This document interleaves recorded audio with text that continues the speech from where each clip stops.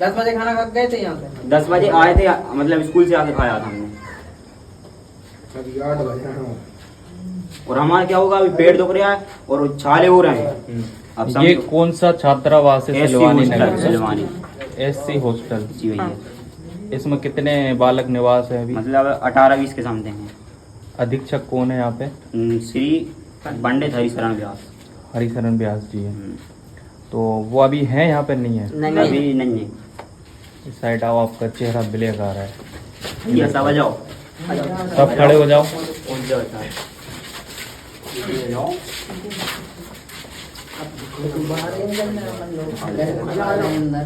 Hostel की ये जो व्यवस्थाएं हैं वो कैसी हैं, किस टाइप वो की हैं? अव्यवस्थित हैं, बिल्कुल सही नहीं है। आपको खाना वगैरह टाइम पे मिलता है यहाँ पे? खाना वगैरह मिलता था, अभी नहीं मिल रहा। और एक दिन तो मोटर खराब हो गई थी, तो उन्होंने 4-5 दिन में सुधरवाई थी। तो फिर आप पानी का नल से नल का पानी बिल्कुल अच्छा नहीं लगता, तो बाहर से पी के आते थे। जब प्यास लगती थी रात को जा नहीं सकते। और रात में लाइट चली जाए तो इन्वर्टर की कोई व्यवस्था नहीं है, रात में बच्चे डरा जाए और कुछ हो जाए। कोई भी आ सकता है। और कह रहे थे कि आपकी दान मोटर बिगड़ गई तो हमने सुधरवाई। अब भाई हम थोड़ी ना बिगाड़ेंगे मोटर हाथ से। अच्छा, खाने में अभी आपको क्या क्या दिया जा रहा है? आलू भट्टा, सुबह सब्जी में आलू भट्टे डेली देते हैं? डेली। और शाम को दाल चावल रोटी भात, वो भी जली रोटी कैसी कच्ची। अच्छा, जो मेनू है उसके हिसाब से दिया जा कभी रहा है? नहीं। अच्छा, मेनू आपको पता है क्या है? सर वो दल लिखा पोस्टर नहीं, आपको पता है? मेन्यू के हिसाब से नहीं मिलता। नहीं मिलता, पता है। नहीं, आपको पता है मेनू क्या है, आपका क्या मिलना चाहिए, लेकिन हाँ, वो मिल रहा है आपको? नहीं मिल रहा। नहीं मिल रहा है। लिखा है ना भैया। तो अभी आपकी मदद करने के लिए कौन आया है? छात्र संगठन ABP से। व्यास जी नहीं है, आपने उनको अवगत कराया है कि यहाँ पे ऐसा ऐसा समस्या है? अवगत कराया जी, कॉल किया था आपने? हाँ, मैं देख रहा था। क्या बोल रहे थे आपसे वो? धमकी, राजनीति मत बताओ, तुमने बुलाया होगा, ये वो ऐसा धमकी दे रहे थे। तो आप देख सकते हैं ये वही हॉस्टल है। यहाँ सरकार काफ़ी लाखों रुपया इधर खर्च कर रहा है ये बच्चों के लिए। आप चेक कर लो, उन्हीं का नंबर है इनमें ज़्यादा। आप देख लो, इन बच्चों पे इतना पैसा खर्च होने के बाद भी आज ये स्थिति यहाँ की काफ़ी गंभीर है। हालांकि मुझे भी गलत लग रहा है कि लगभग 7:30 बज रहा है शाम का और इधर पर मुझे नहीं आना चाहिए था, लेकिन मैं मजबूर हो गया आने के लिए, क्योंकि ये एक जनहित की बात है और हम लोकतंत्र के चौथे स्तंभ हैं। हम अगर इन सब चीज़ों को नहीं दिखाएंगे तो फिर हम क्या दिखाएंगे। और आज ही के दिन देश आज़ाद हुआ और राष्ट्रीय पर्व बड़े ही हर्ष और उल्लास के साथ पूरे देश भर में मनाया जा रहा है। और आप देख सकते हैं इन मासूम वही बच्चे नन्हे मुन्ने, आप देख सकते हैं, बता रहे हैं बालक की इधर पर ये कोचिंग है, इधर पर कोचिंग लगती है उनकी। ये बोर्ड देख सकते हैं आप, बोर्ड रखा हुआ है, आप स्थिति देख सकते हैं, इसी रूम में बैठकर वो कोचिंग लेते हैं, ऐसा बालकों ने बताया हमें। आप देख सकते हैं, मुझे ये तो ऐसा लग रहा है कि ये उनको ताज़ा गोबर है। मतलब आप अंदाज़ा लगा सकते हैं कि ये छात्रावास है बॉयज़, और इसके अंदर कमरे में आकर जब गाय गंदगी कर सकती है तो फिर क्या नहीं कर सकती। बैठ देखें आप। और भी हमारे भाई हैं, वो कह रहे हैं और अंदर जाके देखें।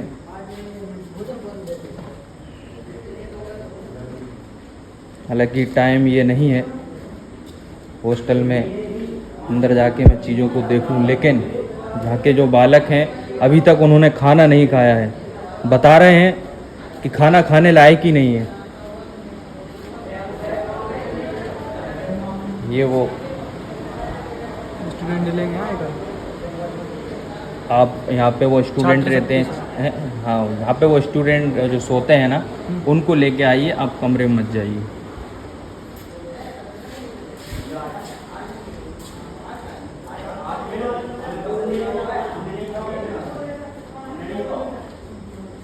बहुत ख़राब स्थिति। आप अंदाज़ा लगा सकते हैं कि रायसेन ज़िले के सिलवानी नगर का ये वो छात्रावास है SC। आप अपना थोड़ा सा वो विजिट करा देना, कहाँ कैसे सो रहे हैं आप, क्या गंदगी है क्या है।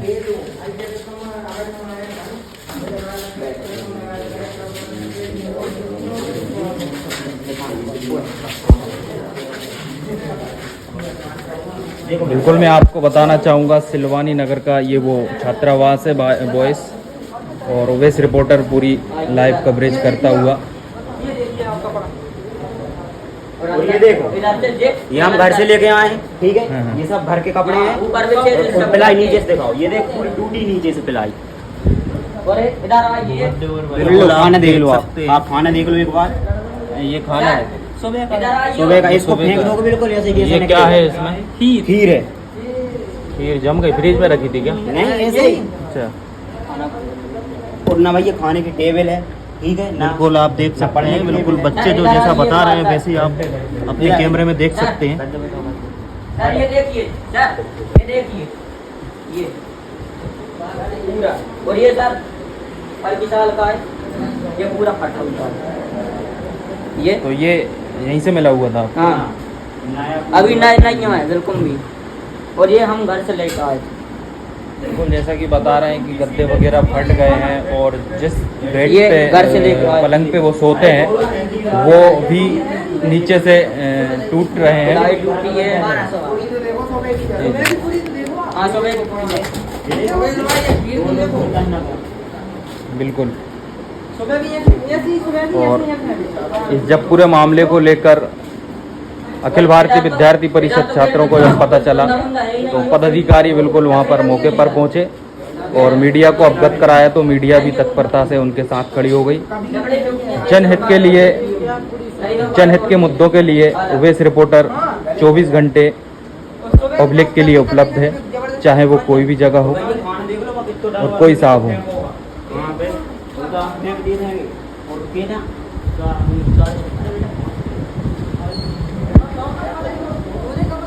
ऐसे पूरी दी जाती है बिल्कुल कर फेंक पे मार, एक दिन बना के 2-3 दिन है। और ये फेंक के मार दो तो कोई बीच बता में रहा था जाए। कि आपके कुछ सामान वगैरह चोरी भी हो रहे हैं? हाँ पहले हुआ था, अभी नहीं हो रहा। अभी नहीं हो तो रहा। आप बेल्ड नई खिड़की कुछ नहीं लगी, बेल्डिंग करवा दी, वो गेट तोड़ के बेल्डिंग करवा दी सामने। अच्छा अच्छा। आप खुद देख लो ना बेल्डिंग, खुद देखो। अच्छा अधीक्षक जी जो है वो कैसे हैं, कैसा व्यवहार है उनका? व्यवहार तो सही है। सही है, हाँ लेकिन वो अपन कुछ कहते हैं तो वो सुनते नहीं। सुनते नहीं है। आप देख लो, इधर आओ। बिल्कुल ये छात्र हैं जो मुझे हर एक चीज दिखा रहा है। और यहाँ पर ये बेल्डिंग करवाई है, ये देख लो, ये मतलब गेट टूटा था, ये तो ये बेल्डिंग करवाई है उन्होंने। अच्छा और इधर आओ। ये खिड़की में तो इधर आओ। ये चिपका दिया ये ऊपर। ये देखो इधर भैया, और ये देख लो, इसमें बेडशीट तक नहीं है, पूरा झोझरा डला है। ये इधर देखो, अरे तुम इधर देखो, फटा हुआ है, ये देखो ये वो पिलाई अगर कपड़े टांगने के लिए कोई व्यवस्था नहीं, देख लो ये तो टंगी कपड़े। ये किसका है? ये ऐसे कैसे सोते होगे भाई आप? और ये देखो कपड़े टांगने के लिए भी कोई व्यवस्था नहीं। ये थाली में अच्छा मुझे ऐसा लग रहा है कि ये जेल में है, क्या है सिस्टम? मुझे लगता है कि जेल की भी व्यवस्थाएं सही हैं। वो इसमें सब्जी लाते हैं। ये टूटा देख, टूटा ये इसमें सब्जी लाते हैं।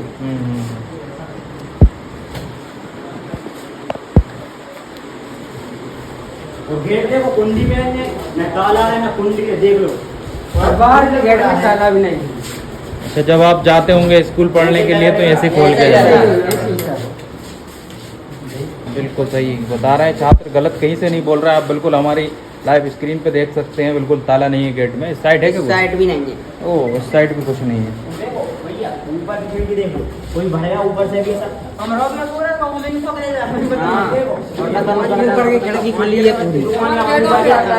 जैसे बंद करने के लिए बोलिए अधीक्षक साहब से, जैसे बंद करवा दीजिए, चोरी वगैरह हो रही है। बहुत बार बोल चुके। बिल्कुल आप देख सकते हैं कि पूरी खिड़की ऊपर से खुली हुई है, पानी आ जाए हाथों से और बना के इंसान भी आ जाए। हाथों से बना के टांग। क्या हाथों से बनाया? ये देखो, ये कपड़े टांगने के। अच्छा कपड़े टांगने का एंगल आप देख सकते हैं, इसको कहते हैं देसी जुगाड़।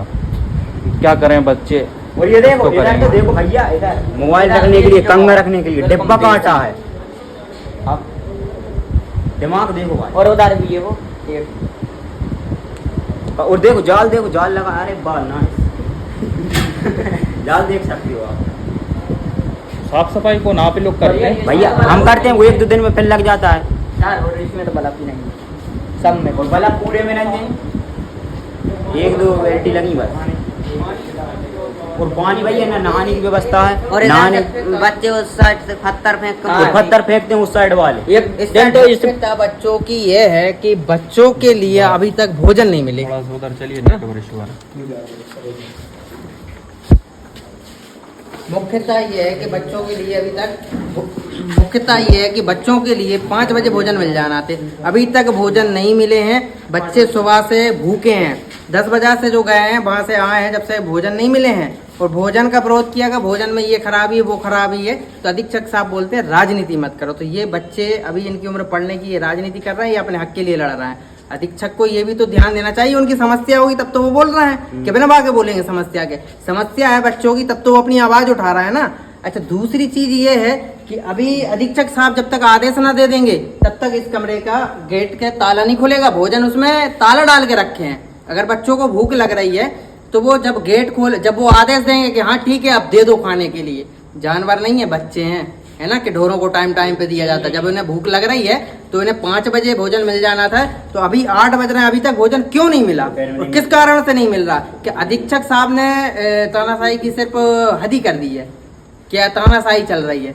मतलब एससी के जो छात्र हैं उनकी समस्याओं का निवारण करना चाहिए अधीक्षक को, या फिर उनका शोषण करना चाहिए। ये शोषण हो रहा है बच्चों का।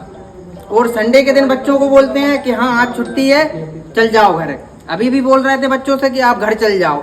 मतलब अगर छुट्टी नहीं भी है तो छुट्टी खुद से घोषित कर रहा है, मतलब खुद ही शासन और प्रशासन बन गए खुद से ही, क्योंकि उन्हें नो टेंशन होना है, वो घर पर ही रह रहा है। परमानेंट आना पड़ेगा, बैठना पड़ेगा, वैसे तो आते नहीं है। और उसके बाद भी बच्चों से बोल रहा है कि तुम चल जाओ वापस, है ना। तो ये अधीक्षक की गलतियां हैं। तो अधीक्षक जी से आपने बात करी थी, उनका क्या कहना है इस मामले को लेकर? अधीक्षक साहब से बात की तो कह रहे हैं कि आप बिना अनुमति के कैसे आ गए। अधीक्षक बच्चों को डरा रहे हैं, एबीवीपी को धमकी दे रहे हैं कि एफआईआर बच्चों के लिए प्रत्यक्ष रूप से बोला कि तुम राजनीति कर रहे हो, तुम पे मैं एफआईआर कर दूंगा। तो बच्चे अगर अपने हक के लिए बोलेंगे तो उन पे आप एफआईआर कर दोगे। बच्चे अगर अपने हक के लिए लड़ रहे हैं तो आप उन्हें डराओगे, धमकाओगे।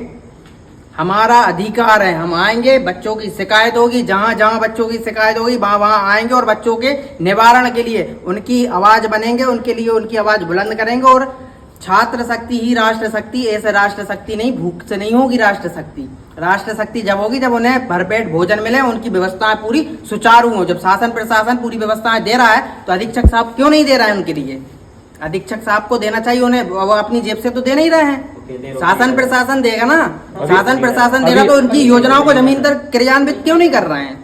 अभी अधीक्षक साहब हैं कहाँ? अधीक्षक साहब उदयपुरा में हैं, 2 बार फोन लगा चुके हैं। अधीक्षक साहब बोल रहे हैं 6 बजे के बाद मेरी मर्जी, मैं रहूं ना रहूं, मैं उनकी सुनूं अन्यथा ना सुनूं, वो मेरी मर्जी चलेगी। उनका खुद का कानून है, खुद का सिस्टम है, खुद की व्यवस्थाएं हैं। कोई शासन प्रशासन की योजनाओं का न लाभ बच्चों को दिया जा रहा, न शासन प्रशासन की गाइडलाइन का पालन किया जा रहा। जो मेन्यू है उस मेन्यू के हिसाब से भोजन भी नहीं दिया जा रहा। सिर्फ भटे दाल भटे दाल भटे दाल, तो सिर्फ ये थोड़ी ना कि सुबह सांदी बना दी, शाम को सांदी बना दी। 100 रुपए में 20 बच्चों की सब्जी यहाँ आ रही है। और शिकायत के जो नंबर भी हैं उन पे खुद के नंबर लिख दिए। बच्चे यदि शिकायत करें, वो एक इनने बॉक्स लगाया है तो वो फाड़ देते हैं शिकायत देख के, ताकि ये शिकायत भी ना कर सकें।